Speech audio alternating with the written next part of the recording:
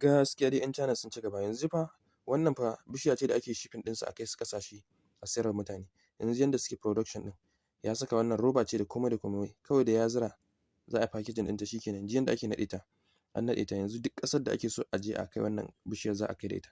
To yanzu fa su har noman bishiya suke. Yanzu ji wannan ma duk wa'inda ake kaiwa ƙasashe ne wanda suke shuka su yi amfani da su.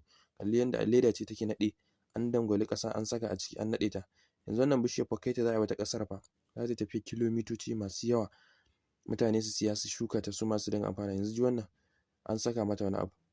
Kalli taɓo ne ake so ta don ta ci gaba da rayuwa kamar a cikin ruwa take. Yanzu wannan yanda aka shashshafa mata. Yanzu yanda ake auren bishiya kalli an naɗe an naɗa. Yanda suke noman bishiya yanzu sai a datse ta. Kun ga yanzu iya ganyen za a siyar maka, su kuma suna da uwar. Kalli ji yanda ake shuka ƙananan shukoki za su yi ta shuka su girma. In sun girma yanzu ji wannan packaging ɗin amfanin gona ne an riga an gama.